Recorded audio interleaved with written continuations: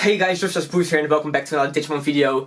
Today I played the DC1 event, or probably this past weekend I played the DC1 event because I'm not uploading it on the Sunday. Regardless, not important. I played Blackwargreymon. I thought the deck is in a very good space in the current format. And I ended up going X2 and ended 19th place. So no top 8 finish, sadly. Not a very impressive record or finish, I want to say, but I want to do deck profile since this is probably the last Blackwargreymon deck profile I'm gonna be doing for a while because I don't really feel like playing it in tournaments anymore. But yeah, I did play a different list from the list that I showcased last week from the tournament for the Store Championship. Yeah, let's just dive into it, and after that I'll talk real quick about some of the matchups. Alright guys, for the Digidama we just play 4 of the plus 1000 Koromon. I mean, what's there to say about this, right? He's just the good egg basically in this deck. You don't really want to get the draws. Honestly, like, there's so many... there's like a good chance you're gonna deck out, and this just, you know, makes you meet certain thresholds. I've talked about this a lot in the past. Yeah, I would say about that. Then for the level 3 lineup, we are on the boost Agumon, of course. Again, you just want to meet those thresholds. Then the full playset of the BT5 Agumon. Just consistency, you know, you want to get those pieces to build that stack that's gonna win you the game. Not much to say about that. And then also X antibody. So the last rookie I'm playing, like in the previous list, I was playing Solarmon, but I'm actually back to the Virus Agumon.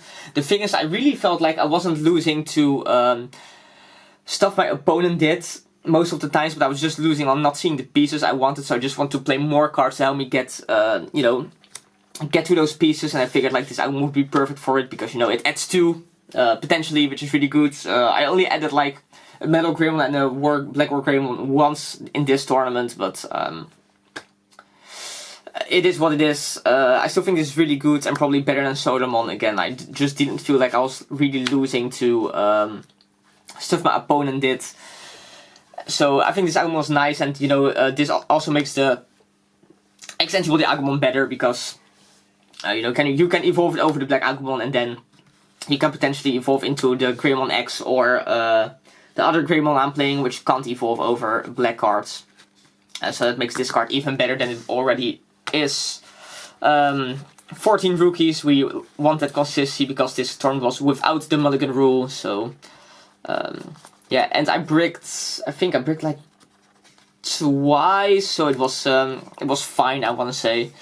Then for the level 4s, for Blackwargreymon, for Greymon X, and then the last level 4 I'm playing is double of the security attack Greymon, just to have that little bit of aggro. This was really good today. I played against Mastemon, and being able to chip away all the security in like one go was pretty nice. It really helped me to you know, make those big pushes where I didn't really want to prolong the game, but it wasn't necessary because of this.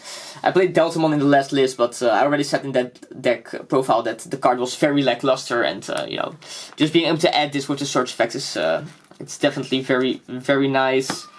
Then for the level 4s,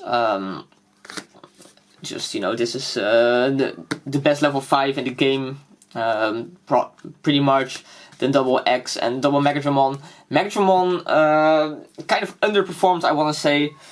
In one of my crossheart matchups it was really, really good, and then in the other it was just not enough. Like, if you're playing against a crossheart deck and they have they're on like a list with multiple of the 4-drop tamers. I played against a guy who played like both Kiraha and Tai, and I just, you know, against a regular list with just the 3-drops. And this is really strong because you can basically out all the tamers, but I really struggled against the 4-drops. So yeah, that was a little bit annoying. So, like, honestly, with crossheart, you know, being hit, I'm probably just going back to playing like a third Metal Greymon X and one Ultras mode or something, because I don't think this will be very relevant. Then for the level 6s, so let's just get these out of the way first.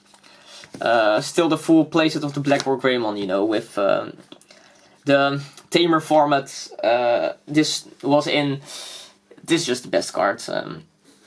I don't think there's much to say about this. Just so strong against Crossheart, and playing 4 against other decks is not bad because you know it does a lot. And then triple Gaiamon. You know, I know again there's just not much to say about this lineup. There's no Omnimon in the deck, so I'm not playing any level 7s. I'm not playing the new X antibody just because you always have to evolve for 7 in this deck because we're not playing the X antibody option. And I just don't think it adds enough. Like maybe if security control is more popular, you could make a case where you would want to play it, but I don't think it's really necessary. I can't really say I missed the Blitz Omni either. Like maybe there was one game against Crossheart, which I could have won if it was in my deck and in my hand at that time.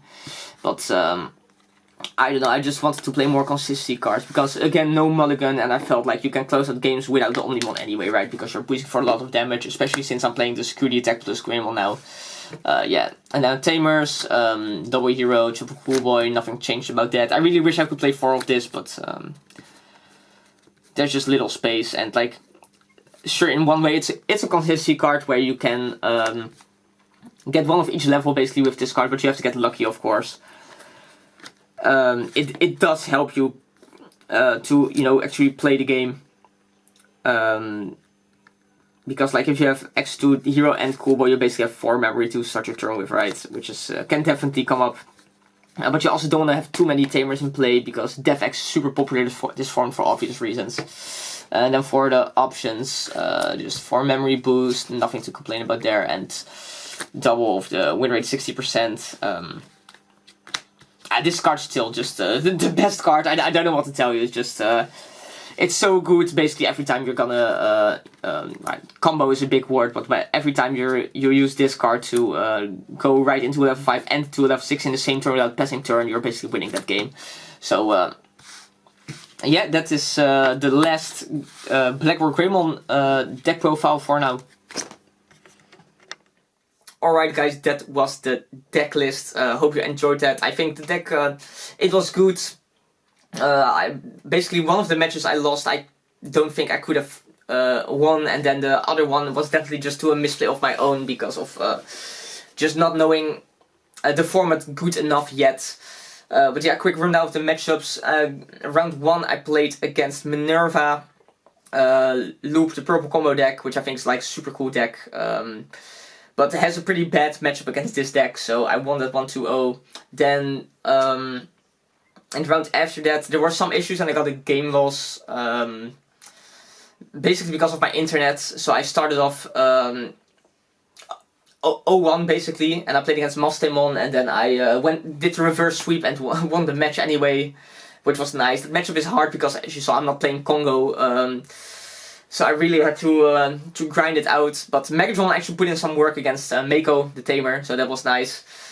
Then the round after that I played against, I think it was Crossheart, which I beat 2-1. My opponent actually got the game loss in game 2 because he did like a illegal activation, and after that like too much happened. So the game state couldn't be repaired. But to be fair, like, I think I would have won the game anyway, because I was like in a good position. I had like really good cards in hand. But yeah, still, of course, you know, winning by a game loss or losing to a game loss, never fun. Then the round after that, that was a feature match, by the way, so if you know the streaming channel, you can check it out. Then the round after that, I had a feature match again against Melga. I got annihilated. Game 1 he bricked, I was like, okay, I'm in a good position, and then suddenly he just moved out this guy and did like 6 checks. I'm like, okay, cool. Melga's also just such a hard matchup for this deck, but it is what it is. And then game 2, I just got obliterated again. I think that match lasted like 10 minutes or something. Then the round after that I played against Crossheart, and I made this is when I made the mistake. I think I should have won the match, but in game 3 I didn't evolve into my Metal Greymon X to get a plus 3000 buff until the end of my opponent's turn, and then because of that he could reduce my Blackwargreymon by 3000 and then walk over it with the what's it called, Shoutmon X5, I think that's it, the X5, like the 10 drop. Wow, if I would have done the 3000 boost, then I would have had a double block and I probably could have won the game on the next turn, so that was a little bit, it was my own fault. And then in the last round I played against Gallantmon. So that was 2-0 victory as well. I mean, Gallantmon is like more of a, you know, a fun pick, I want to say, and it also has like a horrible matchup against my deck because of all the destruction prevention. So yeah, that was the DC event. I did have a lot of fun playing the game, but the internet issues made it a little bit... it did cause some annoyance, let's put it like that. But yeah, it was still fun, relatively happy with the result. Retiring the deck for now, I'm just kind of done playing this. Played it since BT8 and now it's just time to play some new decks. You know, have locals coming up, have a store championship coming up, and then the Ultimate Cup the week after, so you know... yeah. That's it. As always, remember to like, leave a comment and subscribe, and I'll see you in the next one. Bye.